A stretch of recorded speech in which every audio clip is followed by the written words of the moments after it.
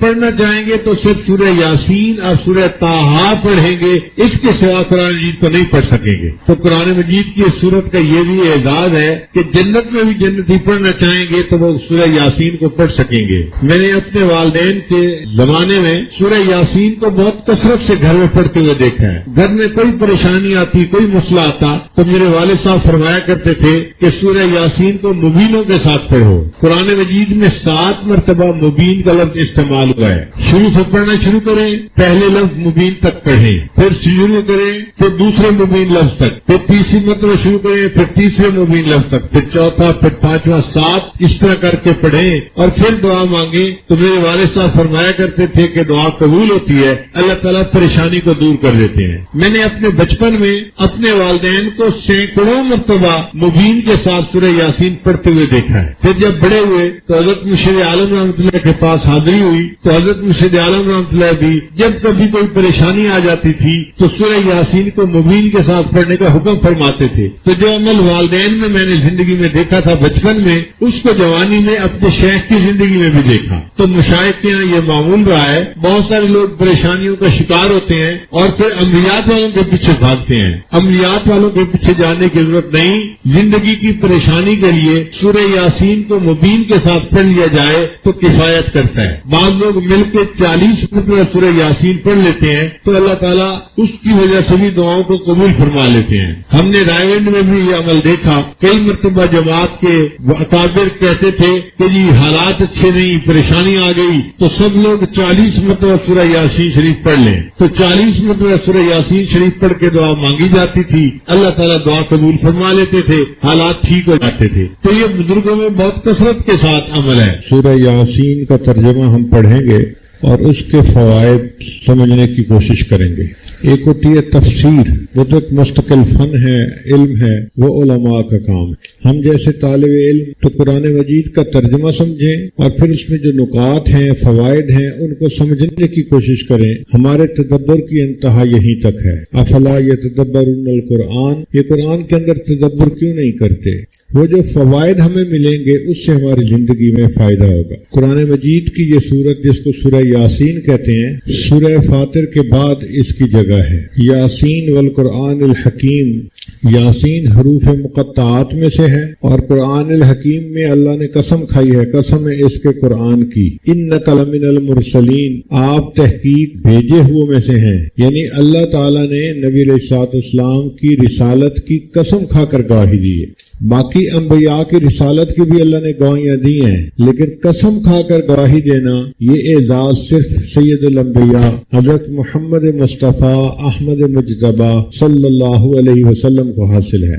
علی صراط مستقیم، آپ سیدھی راہ کے اوپر ہیں۔ تنزیل العزیز الرحیم، یہ قرآن اتارا گیا زبردست رحم والے نے، اتارا زبردست رحم والے نے۔ لتنذر قوما ما انذر آباؤہم فہم غافلون، تاکہ تو ڈرائے ایک قوم کو کہ جنہوں نے نہیں در سنا ان کے باپ دادوں نے، فہم غافلون، لہذا وہ بے خبر ہیں۔ عربی زبان کے 29 حروف ہیں، ان کو حروف تہجی کہتے ہیں۔ ان میں اگر الف اور حمزہ اس کو ایک سمجھا جائے تو کل 28 بنتے ہیں، پھر 28 بنتے ہیں۔ ان 28 میں سے 14 حروف مقطعات میں استعمال ہوئے ہیں۔ ان کا علم اللہ تعالیٰ کے پاس ہے، یا اللہ نے اپنے پیارے حبیب صلی اللہ علیہ وسلم کو عطا کیا، یا اپنے پیارے اولیاء میں سے جس کو چاہا عطا کیا۔ چنانچہ امام ربانی حضرت مجد ثانی رحمۃ اللہ علیہ اپنے مکتوب میں لکھتے ہیں کہ اللہ تعالیٰ نے مجھے حروف مقطعات کا علم عطا فرمایا، اور جن دنوں یہ علم مجھے مل رہا تھا پورے سرہند شہر کے اوپر فرشتوں کا پہرا تھا کہ شیطان شہر میں ہی داخل نہ ہو سکے۔ اتنی حفاظت کے ساتھ ان کو حروف مقطعات کا علم عطا کیا گیا۔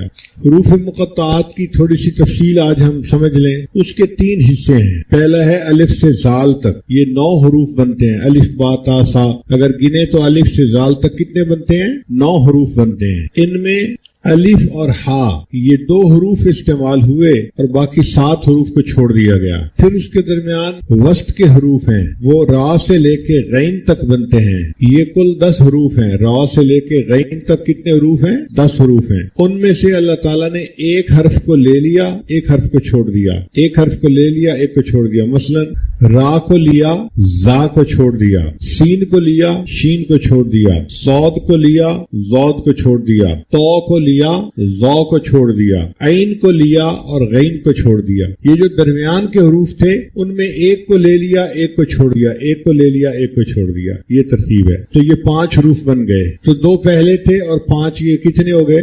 7۔ پھر اس کے بعد فا سے لے کے یا تک پھر 9 حروف بنتے ہیں، ان میں سے 2 حروف کو چھوڑ دیا، فا کو اور واو کو، اور 7 کو لے لیا گیا، تو کتنے بن گئے؟ 7 اور 7 14 بن گئے۔ یعنی حروف تہجی کے 3 حصے بنیں گے، پہلے 9 حروف کا ایک حصہ بنے گا، اس میں سے اللہ تعالیٰ نے دو حروف کو استعمال فرمایا، 7 کو چھوڑ دیا، جو استعمال ہوئے وہ الف اور ہا تھے، اور 7 کو چھوڑ دیا۔ پھر جو آخری حصہ تھا وہ تھا فا سے لے کے یا تک، اس میں اللہ تعالیٰ نے 2 کو چھوڑ دیا اور 7 کو لے لیا، جن کو چھوڑا وہ تھے فا اور واو، تو 7 اور 2 9 گئے، باقی درمیان کا وسط کا حصہ رہ گیا۔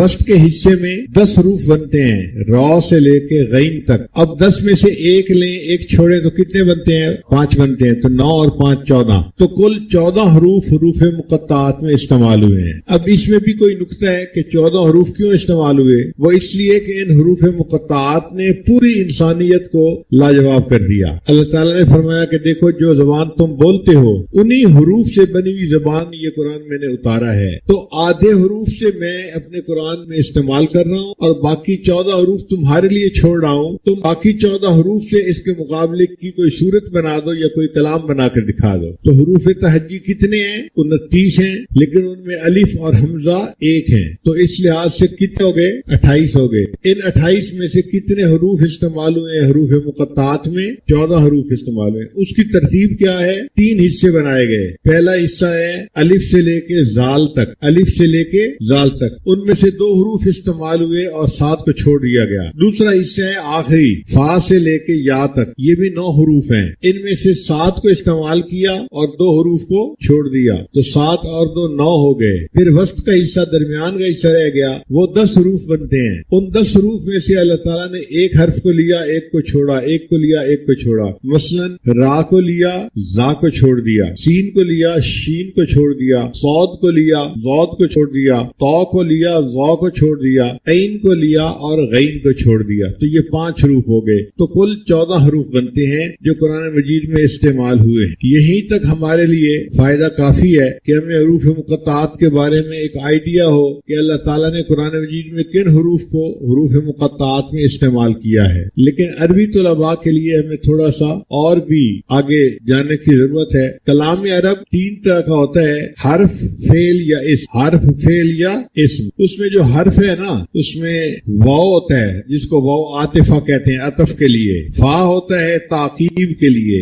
حمزہ ہوتا ہے استفہام کے لیے، کاف ہوتا ہے تشبیہ کے لیے، اور با ہوتا ہے الصاق کے لیے۔ پھر کبھی کبھی یہ 2 حروف پر مشتمل ہوتا ہے، جیسے کمن تبعیض کے لیے، او تخییر کے لیے، للاستفہام استفہام کے لیے، اور انا شرط کے لیے۔ اور کبھی کبھی یہ 3 حروف ہوتے ہیں، الیہ اور علیہ۔ جو اسم اور فعل ہے وہ بھی 3 حروف پر ہوتے ہیں، جیسے فعل ہے الا یعلو اور علا یعلو۔ کبھی کبھی اسم اور فعل 4 پر بھی آتے ہیں اور کبھی کبھی 5 حروف پر بھی آتے ہیں، جیسے فجل، سجل اور جردہل، یہ 5 حروف پر مشتمل ہیں۔ اب ان میں قرآن مجید نے کن کن حروف کو کہاں کہاں استعمال کیا یہ ایک راز ہے۔ یہ کوئی نہیں جانتا کہ اللہ تعالیٰ نے کہیں پر ایک حرف استعمال کیا ہے جیسے قاف، نون، طا، اور کہیں کہیں پہ 2 حروف استعمال ہوئے ہیں جیسے حامیم، طاسین، طٰہٰ، یاسین، اور کہیں کہیں قرآن مجید میں 3 حروف استعمال ہوئے ہیں، الف لام میم، طاسین میم، الف لام را، اور کہیں 4 حروف استعمال ہوئے ہیں، الف لام میم را، الف لام میم صاد، اور کہیں پر 5 حروف استعمال ہوئے ہیں، ہا میم عین سین قاف اور کاف ہا یا عین صاد۔ اللہ تعالیٰ نے کس حکمت بھی بنا پر کہاں ایک حرف پسند فرمایا، کہاں 2، کہاں 3، کہاں 4، کہاں 5، اس کی حکمت کو کوئی نہیں جانتا۔ اس کے سامنے عرب لوگوں کی زبانیں گنگ ہو گئیں کہ واقعی یہ عام حروف سے بنا ہوا کلام ہے، لیکن اس کی حکمتوں کو ہم میں سے کوئی نہیں سمجھ سکتا۔ 1400 سال سے آج تک قرآن مجید کا یہ دعویٰ اپنی جگہ موجود ہے کہ اگر تم ایک صورت ایسی بنا کے دکھا سکتے ہو تو بنا کے دکھاؤ۔ آپ اندازہ لگائیے وہ کفار جو مخالفت کرتے تھے، جو بڑے زبان کے ماہر تھے، جو اسلام کی مخالفت میں خود قتل ہو گئے، اپنی اولادوں کو قتل کروا دیا، اگر وہ اس چیلنج کو قبول کر سکتے ہوتے تو کیوں نہ قبول کر لیتے؟ وہ فوراً جواب دیتے جی ہم بنا کے دکھاتے ہیں، لیکن آج تک قرآن مجید کے اس کے دعوے کو کوئی قبول نہ کر سکا۔ اس کا مطلب یہ ہے کہ واقعی یہ قرآن مجید کا ایسا دعویٰ ہے کہ جس کا کوئی آج تک جواب نہیں دے سکا، نہ دے سکے گا۔ بعض مفسرین نے کچھ حروف کے معنی بیان کیے ہیں سمجھنے کی خاطر۔ مثال کے طور پر الف لام میم، یہ 3 حروف ہیں۔ وہ فرماتے ہیں الف سے مراد اللہ، اور میم سے مراد محمد صلی اللہ علیہ وسلم، اور لام سے مراد جبرائیل جو اللہ اور اس کے نبی کے درمیان واسطہ بنے، قرآن مجید کو اللہ سے لے کر نبی علیہ السلام تک لائے۔ تو انہوں نے اس طرح کچھ حروف کے معانی بھی بتائے ہیں۔ الف لام میم، الف سے مراد اللہ اور میم سے مراد محمد صلی اللہ علیہ وسلم اور لام سے مراد جبرائیل کہ وہ جبرائیل واسطہ بنے اور اللہ تعالیٰ کا کلام نبی علیہ السلام تک پہنچانے والے بنے۔ بعض حروف کو اگر جمع کیا جائے تو یہ نام بھی بن جاتا ہے، جیسے الف لام را، ایک جگہ پر یہ حروف مقطعات آئے ہیں، اور حامیم یہ بھی آئے ہیں، اور نون یہ حرف بھی آیا ہے۔ اگر ان تینوں کو ملائیں تو یہ الرحمن بنتا ہے۔ اب الرحمن کے اس لفظ کو اس طرح ڈیوائیڈ کر کے صورتوں کے آگے لانے میں کیا حکمت ہے، یہ اللہ تعالیٰ ہی بہتر جانتا۔ سچی بات تو یہ ہے کہ یہ حروف اللہ اور اس کے پیارے حبیب صلی اللہ علیہ وسلم کے درمیان اشارات ہیں، یہ راز ہیں۔ جہاں محبت کا تعلق ہوتا ہے نا، وہاں پہ پورا لفظ بولنے کی ضرورت نہیں ہوتی، ایک حرف ہی پیغام پہنچا دیتا ہے۔ ایک شاعر تھا، اپنے محبوب کے ساتھ جا رہا تھا تو محبوب کی سواری آگے نکل گئی، تو اس نے اس پر شعر کہا لا تحسبی ان نسین الایجاف، کہ تو یہ نہ سمجھ کہ ہم اونٹ کو دوڑانا بھول گئے ہیں۔ فقلت لہا کفی فقالت لی کاف، میں نے اسے پکارا کفی، کف کہتے ہیں رک جانے کو، اگر مرد ہو تو کف کہیں گے، اگر عورت ہو تو تسنیہ کا صیغہ کفی کہیں گے۔ تو میں نے کہا کہ رک جاؤ، تو اس نے مجھے کہا کہ تمہیں پورا لفظ بولنے کی کیا ضرورت ہے، اگر کفی کہو گے تو سب سمجھ جائیں گے کہ تم رکنے کا اشارہ کر رہے ہو، تم اگر صرف قاف ہی کہہ دیتے تو میں تمہارے پیغام کو سمجھ جاتی۔ تو پورا لفظ بولنے کی ضرورت نہیں، ایک حرف بولنا کافی ہے۔ اس سے پتہ چلتا ہے کہ جس طرح عاشق و معشوق ایک دوسرے کے ساتھ ایک حرف میں کوڈ میں بات کر جاتے ہیں، اللہ تعالیٰ نے بھی اپنے پیارے حبیب صلی اللہ علیہ وسلم کے ساتھ حروف مقطعات میں کوڈ کے ذریعے سے پیغام پہنچا دیا، ان کے ساتھ باتیں کر لی، اور ان باتوں کو مخلوق کو کچھ پتہ نہیں چلا۔ البتہ اتنی بات ہے کہ جتنی صورتوں کے سامنے، جتنی صورتوں کے شروع میں الف کا حرف آیا ہے، اس صورت میں قرآن مجید کا تذکرہ ضرور ہوا ہے۔ جن صورتوں کے شروع میں تو کا حرف آیا ہے، ان میں حضرت موسیٰ علیہ السلام کا تذکرہ بھی ہوا اور اژدہا کے واقعے کا تذکرہ بھی ہوا۔ اور اگر آپ غور کریں، اژدہا جب بیٹھا ہوتا ہے تو تا کے حرف سے مشابہ ہوتا ہے، اور جس صورت کے شروع میں نون آیا ہے اس کے بعد قلم کا تذکرہ آیا ہے۔ اگر آپ دیکھیں تو نون کا جو حرف ہے نا، وہ دوات کی مانند نظر آتا ہے، جیسے دوات کی شکل ہوتی ہے، نون کا حرف اس طرح لکھا جاتا ہے۔ تو جہاں نون کا حرف آیا وہاں اللہ نے قلم کا بھی تذکرہ کر دیا۔ اب اس کو یاد رکھنے کے لیے ہم ایک دفعہ پھر دہرا لیتے ہیں تاکہ ہمیں سبق یاد رہے۔ عربی زبان کے کتنے حروف تہجی ہیں؟ 29۔ ان میں سے 2 حرف ایک جیسے ہیں، جیسے حمزہ اور الف، تو پھر کل کتنے پیچھے بچ گئے؟ 28 بچ گئے۔ اب ان 28 میں سے حروف مقطعات میں کتنے حروف استعمال ہوئے ہیں؟ 14 حروف۔ اللہ تعالیٰ نے آدھے حروف کو استعمال کیا۔ اس میں کیا حکمت ہے؟ اس میں حکمت یہ ہے کہ اللہ تعالیٰ نے یہ بتلایا کہ دیکھو آدھے حروف میں اپنی کتاب میں استعمال کر رہا ہوں، اب اس کا جواب دینے کے لیے باقی آدھے حروف تم استعمال کر لو اور اس قرآن کی طرح ایک اور قرآن بنا کے دکھا دو۔ پھر فرمایا اگر تم قرآن نہیں بنا سکتے ایک سورت بنا کے دکھا دو۔ پھر فرمایا کہ تم ایک سورت بھی نہیں بنا سکو گے، تم 10 آیتیں بنا کے دکھا دو۔ آخر پر یہاں تک فرما دیا کہ تم 10 آیتیں بھی نہیں بنا سکو گے، ایک آیت قرآن جیسی بنا کے دکھا دو۔ اور عرب جو اپنے آپ کو بڑے ماہر زبان کہتے تھے، وہ قرآن مجید کی آیات جیسی ایک آیت بھی بنا کے پیش نہ کر سکے۔ ان میں سے ایک آدمی نے کوشش بھی کی، مگر اس کی کوشش پر خود عرب لوگ ہنسنے لگ گئے۔ الفیل و مل فیل و ما ادراک مل فیل۔ تو اللہ تعالیٰ کا قرآن واقعی اللہ کا کلام ہے اور اس کا جواب مخلوق کے لیے دینا ناممکن ہے، کوئی دے ہی نہیں سکتا۔ اور 1 مہینہ 2 مہینہ کی بات نہیں، 1400 سال اس دعوے میں گزر گئے، اور ان 1400 سال میں عربوں میں کتنے زبان دان گزرے، نکتہ دان گزرے، عقل مند لوگ گزرے۔ اگر یہ کام کر سکتے ہوتے تو وہ کر چکے ہوتے اب تک، مگر آج تک کوئی نہ کر سکا۔ یہ قرآن مجید کی حقانیت کھلی دلیل ہے۔ اب یہ 14 حروف اللہ تعالیٰ نے کیسے پسند فرمائے؟ تو حروف مقطعات کے 3 حصے حصے ہیں. پہلے 9 حروف الف سے لے کے زال تک. پہلے 9 حروف کہاں تک ہیں؟ الف سے لے کے زال تک. ان میں سے الف اور ہا 2 حروف کو استعمال کیا گیا, 7 حروف کو چھوڑ دیا گیا. اور پھر دوسرا حصہ فا سے لے کے یا تک, یہ بھی 9 حروف بنتے ہیں. ان میں 2 حروف کو چھوڑ دیا اور 7 حروف کو استعمال کر لیا گیا. اور درمیان کا حصہ را سے لے کے غین تک, یہ 10 حروف بنتے ہیں. ان میں سے ایک حرف کو لے لیا گیا اور ایک حرف کو چھوڑ دیا گیا. اس طرح 2 حروف 7 حروف 9 ہو گئے اور 5 مل کے 14 حروف ہو گئے. مفسرین نے لکھا ہے کہ یہ حروف مقطعات اللہ اور اس کے پیارے حبیب صلی اللہ علیہ وسلم کے درمیان راز کی باتیں ہیں, مگر کہیں کہیں جو مفہوم سمجھ سکی عقل انہوں نے وہ بھی لکھ دیا ہے. جیسے الف لام میم حروف مقطعات ہیں تو ان کا انہوں نے معنی کیا لیا؟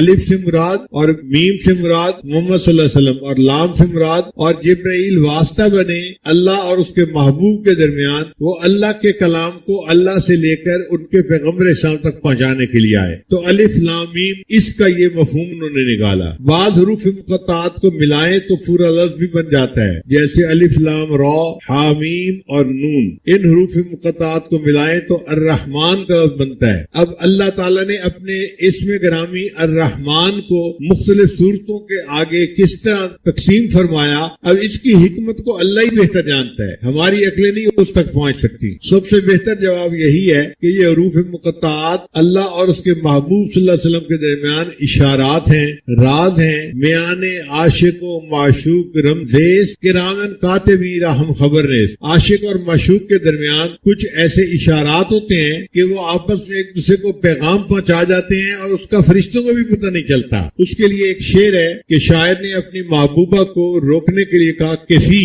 اس نے آگے سے کہا کاف. پورا حرف بولو گے, لفظ بولو گے تو لوگ سمجھ جائیں گے تم کیا کہنا چاہتے ہو. تم نے مجھے پیغام پہنچانا ہے نا, تو صرف ایک حرف بول دو کاف, تو میں سمجھ جاؤں گی تم مجھے رکنے کے لیے کہہ رہے ہو. فقلت لہا کفی فقالت لی کاف. اب یاسین کا جو لفظ ہے اس کے بارے میں مفسرین کے کچھ اقوال ہیں. بعض فرماتے ہیں کہ یہ یا انسان کا معنی رکھتا ہے. انسان کی اس میں تصغیر بنائے نا تو انہیں سین بنتی ہے, تو اس میں سے انہیں کو نکال کے اس کی جگہ حرف یا ندا لگا دو تو یاسین لفظ بن جائے گا. تو یہ گویا یا انسان کا لفظ ہے. بعض نے کہا کہ نہیں, یہ اللہ تعالیٰ کے ناموں میں سے ایک نام ہے اور اس کی حقیقت کو اللہ بہتر جانتے ہیں. اسی وجہ سے امام مالک رحمۃ اللہ فرماتے تھے کہ یاسین لفظ نام رکھنا بندے کے لیے جائز نہیں ہے. امام مالک رحمۃ اللہ فرماتے تھے, مگر علماء نے اس میں آسانی کر دی. وہ کہتے ہیں کہ اگر کوئی یاسین نام رکھے تو یاسین اس طرح لفظ نہ لکھے جس طرح قرآن مجید میں لکھا ہوا ہے, بلکہ یا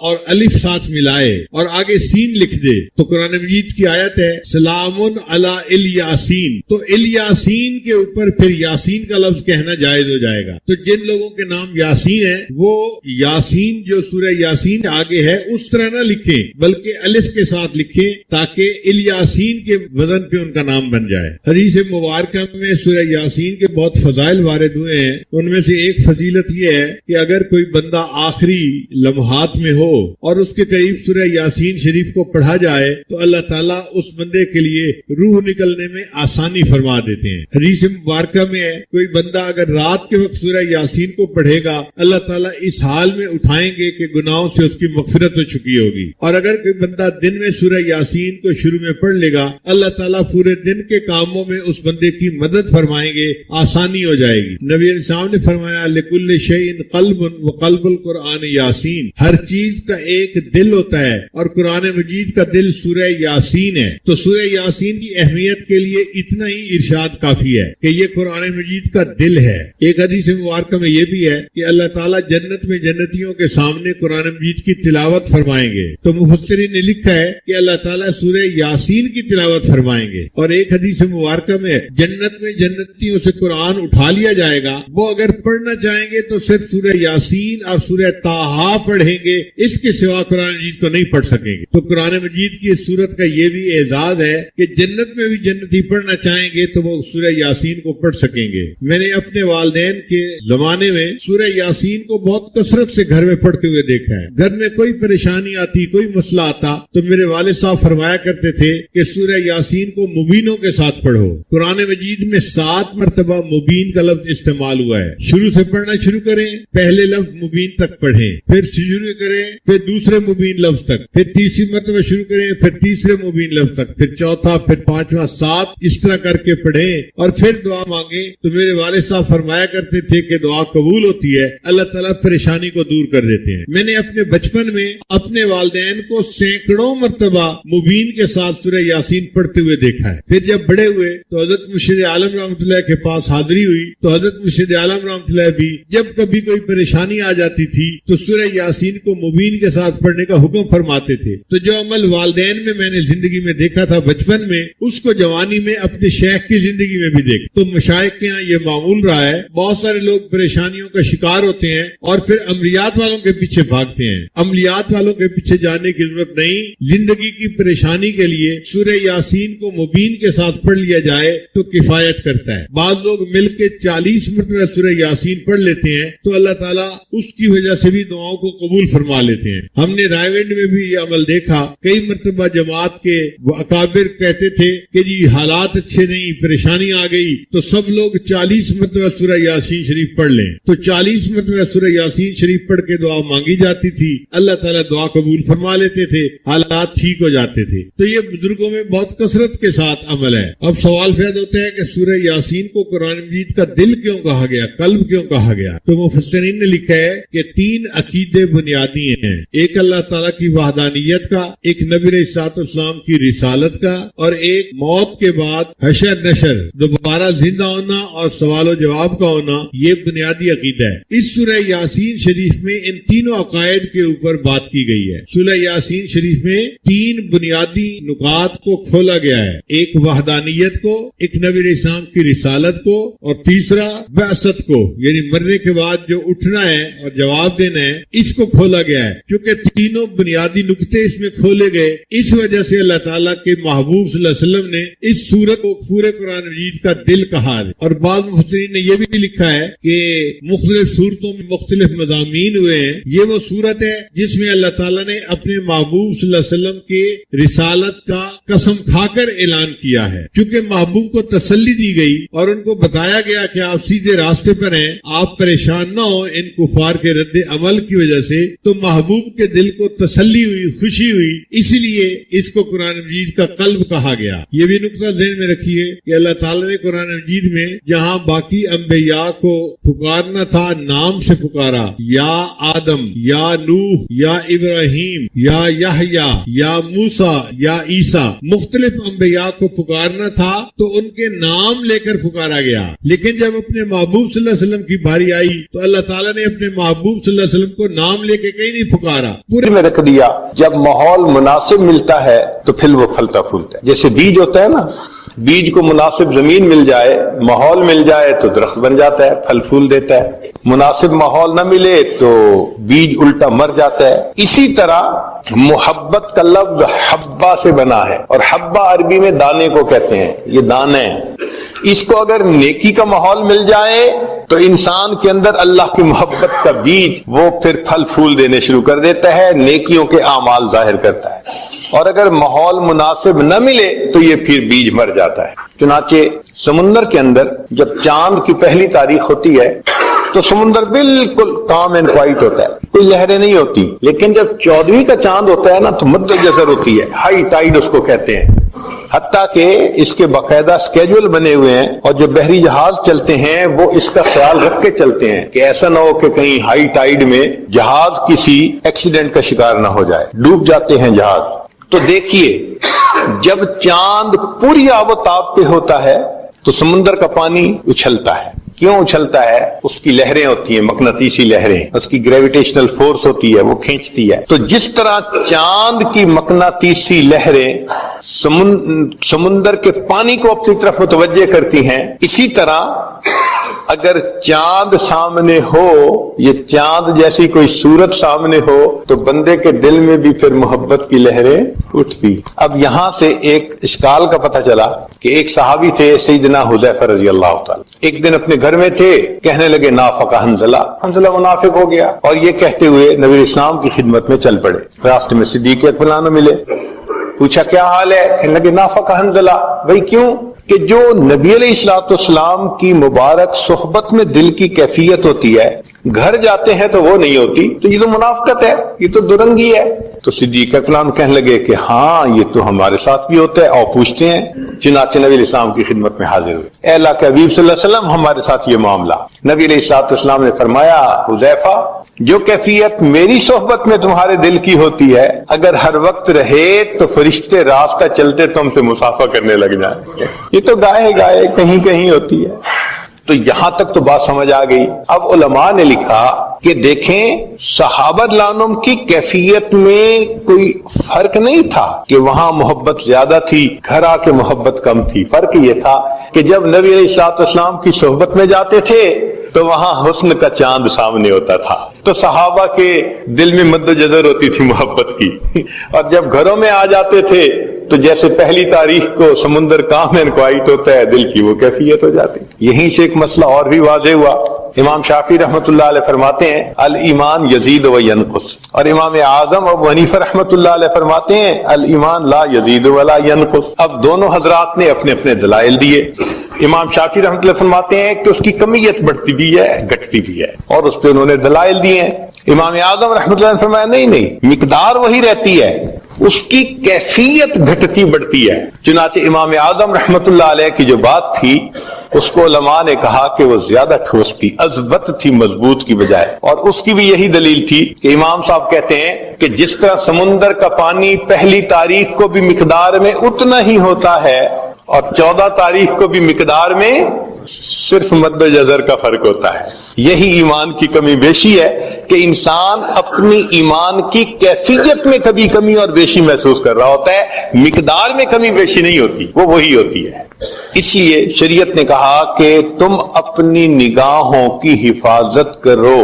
جو نگاہوں کی حفاظت کرے گا یقیناً وہ پاک دامنی کی زندگی گزارے گا، جس کی نظر محفوظ نہیں ہوگی وہ پاک دامنی کی زندگی نہیں گزار سکے گا۔ امام اعظم امام ربانی مجدد ثانی رحمۃ اللہ نے لکھا ہے کہ آنکھ کا دیکھنا ابتدا ہے اور پھر زنا کا ارتکاب یہ اس کی انتہا ہے۔ جو انتہا سے بچنا چاہتا ہے اسے ابتدا سے بچنا پڑے گا، نہیں بچے گا تو پھر انتہا تک بھی پہنچ جائے۔ اس لیے فرمایا کل للمؤمنین یغضوا من ابصارہم، ایمان والوں سے کہو اپنی نگاہوں کو نیچا رکھیں۔ اس پر کسی شاعر نے شعر کہا کہ جس غذا میں بھی ہو نمک شامل واجب الاحتیاط ہوتی ہے۔ بعض غذائیں ہوتی ہیں نا ان میں نمک ہوتا ہے، تو نمک ہونے کی وجہ سے وہ بلڈ پریشر والے بندے کو نقصان دیتی ہیں، ہائی بلڈ پریشر کر دیتی ہیں، تو ڈاکٹر لوگ کہتے ہیں کہ بھئی آپ سالٹ استعمال نہ کریں۔ تو اس پر شاعر نے شعر کہا کہ جس غذا میں بھی ہو نمک شامل واجب الاحتیاط ہوتی ہے، جن کی صورت میں ہو نمک شامل واجب الاحتیاط ہوتے ہیں۔ کچھ صورتیں بھی ہوتی ہیں ان میں بھی نمکین صورتیں ہوتی ہیں۔ نمکین کیوں کہا کہ بار بار دیکھنے کو دل کرتا ہے، میٹھا بار بار نہیں کھانے کو دل کرتا، میٹھے سے بندہ تنگ آ جاتا ہے۔ چنانچہ ہم بچپن میں اپنے اسکول میں انگریزی کی کتاب میں سٹوری پڑھتے تھے، ایک بادشاہ کی کئی بیٹیاں تھیں، اس نے پوچھا کہ کون مجھ سے زیادہ محبت کرتا ہے؟ کسی نے کہا میں شہد کی طرح، کسی نے کہا میں مٹھاس کی طرح، کسی نے کوئی میٹھی چیز، سب نے میٹھی چیزوں کا تذکرہ کیا۔ ایک بیٹی نے کہا ابو مجھے آپ سے محبت ہے نمک کی طرح، تو باپ کو بڑا غصہ آیا، اس نے اس کو سزا دی۔ خیر سزا اس نے برداشت کر لی۔ پھر ایک وقت آیا کہ سب بچیوں کی شادی ہو گئی۔ اب جب شادی ہو گئی تو ایک دن بادشاہ اپنی اس بیٹی کے گھر آیا جس سے اس کو کہا تھا کہ مجھے آپ سے نمک کی طرح محبت ہے۔ تو خیر بچی نے اپنے باپ کے لیے بہت درجنوں کھانے بنائے، سب میٹھے۔ خیر ایک وقت تو اس نے کھا لیے کھانے، جب دوسری دفعہ پھر میٹھا، وہ تنگ آ گیا، کہنے لگا بیٹی ہر وقت تو میٹھا نہیں کھایا جاتا، نمک کھانے کو دل کرتا ہے۔ کہنے لگے ابا جان میں نے کیا کہا تھا؟ ساری عمر نمکین کھانا کھاتے رہیں گے تنگ نہیں ہوں گے، میٹھے سے تنگ ہو جائیں گے، نمک سے تنگ نہیں ہوں گے۔ تو نمکین چیز کو بار بار کھانے کو دل کرتا ہے۔ اس لیے اس دنیا میں ہر انسان کے دل میں اللہ رب العزت کے ساتھ محبت ہوتی ہے، صرف ماحول ملنے کی بات ہوتی ہے۔ آپ دیکھیں کوئی بہت ہی گناہگار انسان ہو، گناہوں میں لتھڑا ہوا، اس کو بھی ذرا نیکی کے ماحول میں آپ لے کے آئیں، آپ دیکھیں اس کے اندر اللہ کی محبت کا جذبہ بیدار ہونا شروع ہو جائے۔ اس لیے نبی علیہ السلام نے فرمایا خیارکم فی الجاہلیت خیارکم فی الاسلام اذا فقہوا، کہ جو تم میں سے بدکاری میں آگے بڑھے ہوئے تھے جاہلیت میں، نیکی پر آئیں گے تم سے آگے بڑھ جائیں گے جب وہ سمجھ پا جائیں گے۔ تو جذبہ تو اندر ہوتا ہے نا بندے کے. تو یہ محبت کا جذبہ اللہ رب العزت نے ہر بندے کے دل میں رکھا. صرف اس کو مناسب ماحول ملنے کی ضرورت ہوتی ہے.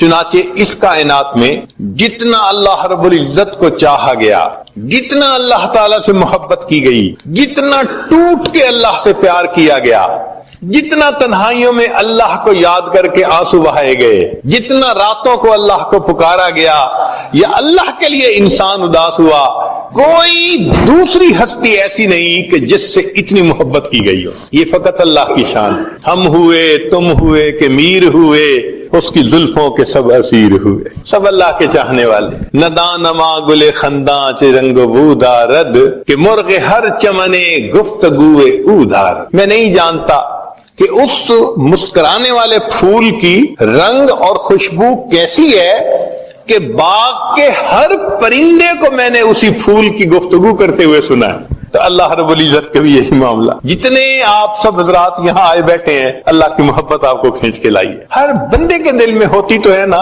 ہاں کم یا زیادہ یہ الگ چیز ہے. اب دیکھیے پانی، اگر آپ گرمی کے موسم میں ٹیپ واٹر کو لیں، آپ کہیں گے جی ٹھنڈا پانی ہے، مجھے گرم چاہیے. اب عام حالات میں برف کے بغیر تھا تو اس کو گرم کہا. پھر ایک وہ بھی پانی گرم ہوتا ہے جس سے ہاتھ دھلواتے ہیں، نیم گرم، اور ایک چائے کے لیے بھی کھولتا ہوا پانی گرم. تو تینوں کے لیے لفظ تو گرم کا استعمال ہوا، مگر ایک کم گرم تھا، ایک درمیانہ گرم تھا، ایک زیادہ گرم تھا. اسی طرح محبت ہر ایمان والے کے دل میں اللہ کی ہوتی ہے. جس نے بھی کلمہ پڑھا اس کے دل میں اللہ کی محبت موجود ہے. بس اتنا فرق ہے کہ کسی کے دل میں ذرا کم ہوتی ہے، کسی کے دل میں درمیانی ہوتی ہے، اور کسی کے دل میں بہت گرم ہوتی ہے، ٹھاٹھے مار رہی ہوتی ہے. یہیں سے فرق پڑ جاتا ہے. اور ان محفلوں میں، مسجدوں میں آ کے ہم نے اسی محبت کو اور بڑھانا ہوتا ہے تاکہ ایک جذبہ محبت کا دل میں آ جائے اور انسان کے لیے پھر اللہ رب العزت کی عبادت کرنی آسان ہو جائے. اگر یہ محبت الہی انسان کے دل میں نہ ہو تو پھر انسان کی قیمت ہی کیا ہے. چنانچہ فرمایا کچھ اور ہی نظر آتا ہے کاروبار جہاں، نگاہ شوق اگر ہو شریک بے نائی، نگاہ شوق میسر نہیں اگر تجھ کو، تیرا وجود ہے قلب و نظر کی رسوائی. اگر انسان کے اندر عشق والی نظر ہی نہیں تو پھر اس کے اندر ہے کیا؟ پھر اس کو دوسرے جانداروں پر فضیلت کس لحاظ سے ہے؟ اسی لیے تو ہے کہ یہ اللہ رب العزت سے محبت کرتا ہے، اللہ رب العزت کے اوپر اپنی جان دیتا ہے. عقل و دل و نگاہ کا مرشد اولی ہے عشق. عقل و دل و نگاہ کا مرشد اولی ہے عشق. عشق نہ ہو تو شرع و دین بت قدائے تصورات. اگر دین سے محبت الہی کو نکال دیا جائے تو پیچھے چند تصورات کے اور کیا بچتا ہے؟ تو اصل چیز تو اللہ کی محبت ہے. یہ پوری شریعت کا نچوڑ ہے. چنانچہ مومن کی زندگی کو دیکھیں، اس میں عاشق کی تمام علامتیں پائی جاتی ہیں. مثلا کوئی بھی عاشق ہوگا، سب سے بڑی علامت کہ وہ بار بار محبوب کے گھر کی طرف چکر لگائے گا، اس کا گزارا نہیں ہوتا. مومن کو دیکھو، کم از کم دن میں 5 مرتبہ اپنے گھر سے اللہ کے گھر کی طرف. جیسے اذان سنی بھاگتا ہے، ایک نماز پڑھی دوسری اذان سننے کے لیے انتظار. نبی علیہ الصلوۃ والسلام فرمایا کرتے تھے ارحنی یا بلال، بلال میری آنکھوں کو ٹھنڈک پہنچا دے، اذان دے کر میرے دل کو ٹھنڈک دے. نبی علیہ الصلوۃ والسلام کو اذان اتنی اچھی لگتی تھی. چنانچہ سیدہ صدیقہ لانا فرماتی ہیں کان رسول اللہ صلی اللہ علیہ وسلم یحدثنا ونحدثہ، کہ نبی علیہ السلام ہم سے گفتگو کر رہے ہوتے تھے، ہم نبی علیہ السلام سے گفتگو کر رہے ہوتے تھے، لیکن جیسے ہی اذان کی آواز آتی تھی کأنہ لم یعرفنا ولم نعرفہ، ایسے نبی علیہ السلام اذان کی آواز سن کے ہو جاتے تھے وہ ہمیں نہیں پہچانتے، ہم ان کو نہیں پہچانتے، بیگانہ ہو جاتے تھے. کیوں؟ اس وقت نماز کے لیے مسجد میں تشریف لے آتے.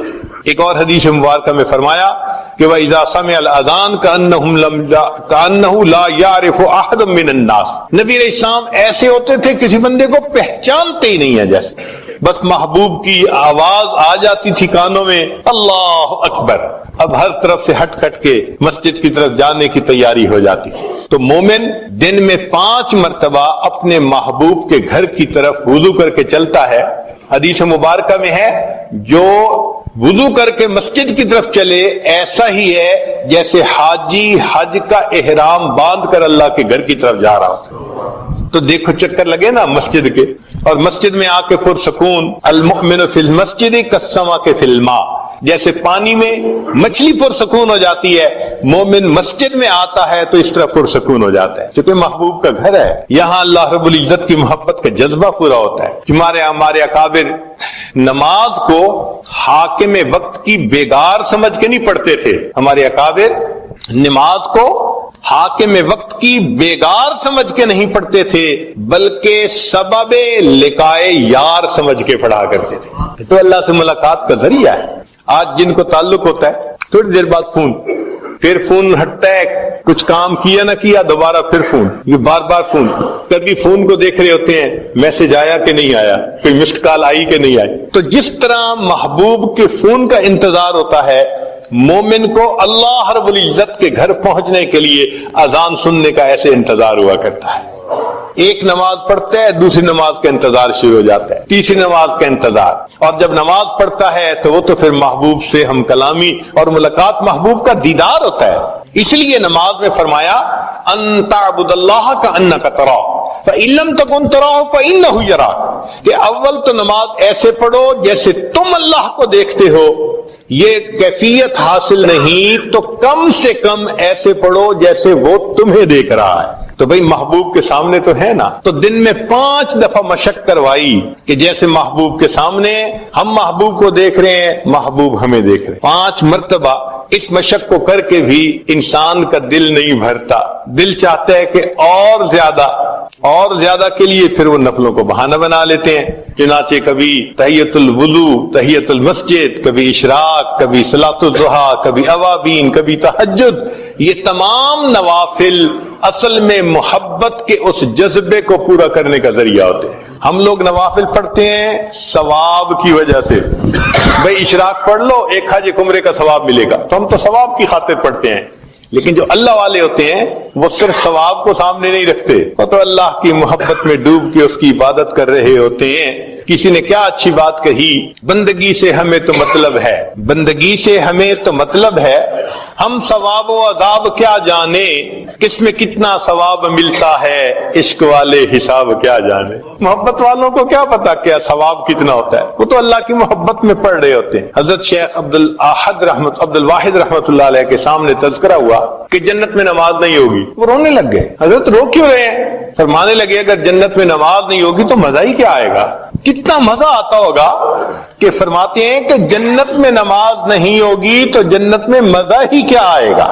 مفتی حسن گنگوئی رحمت اللہ علیہ لمبا سجدہ کرتے تھے، کسی نے کہا کہ حضرت اتنا لمبا سجدہ، مان لے گئے جب میں سجدہ کرتا ہوں میری کیفیت ایسی ہوتی ہے، میں نے اپنے آقا کے قدموں پہ سر رکھ دیا، میرا سر اٹھانے کو دل نہیں چاہتا۔ اللہ اکبر کبیرہ۔ تو جن کو نماز کی کیفیت حاصل ہوتی ہے وہ پھر نماز کو بہانہ بناتے ہیں اللہ رب العزت سے ملاقات کا۔ حضرت حاجی صاحب کے سامنے کسی نوجوان نے جنت کے تذکرے شروع کیے اور حور و قصور کی باتیں کی، خاموشی سے سنتے رہے، جب سب باتیں سن لی تو آخر پہ فرمانے لگے اگر قیامت کے دن مجھ پر اللہ کا فضل ہو گیا تو میں تو عرض کروں گا اللہ مجھے اپنے عرش کے نیچے مصلی کی جگہ عطا فرما دی، مصلی کی جگہ عطا فرما۔ نماز میں ایسا مزہ ملتا ہے ان لوگوں کو، اللہ اکبر کبیرہ۔ اسی لیے نماز اہتمام سے پڑھیں اور نوافل جہاں پڑھنے کا موقع ملے کبھی نہ چھوڑیں، نوافل جہاں پڑھنے کا موقع ملے اس کو نہ چھوڑیں۔ 2 وجوہات ہیں، ایک تو یہ کہ معلوم نہیں کس جگہ کا کیا ہوا سجدہ میرے اللہ کو پسند آ جائے، ہم نہیں جانتے، تو کیا پتا کون سا سجدہ پسند آ جائے، اس لیے نفل کا موقع مل رہا ہے تو ضرور پڑھو، چھوڑنا نہیں چاہیے۔ اور دوسری بات یہ کہ جو نوکر ذاتی وقت میں مالک کا کام کرتا ہے نا تو مالک کو زیادہ پیارا لگتا ہے۔ دیکھیں ڈیوٹی میں تو ہر کوئی کام کرتا ہے، اب آپ کا اگر ایک خادم کہے اور جی میں آتے ہوئے آپ کے لیے بڑا اچھا شہد مل رہا تھا، مجھے آدھا گھنٹہ لگا، میں شہد لے کے آیا ہوں، لوگ پورے دن کی ڈیوٹی سے وہ محبت دل میں نہیں آنی جو اس آدھے گھنٹے شہد لانے کی وجہ سے دل میں محبت آ جائے گی کہ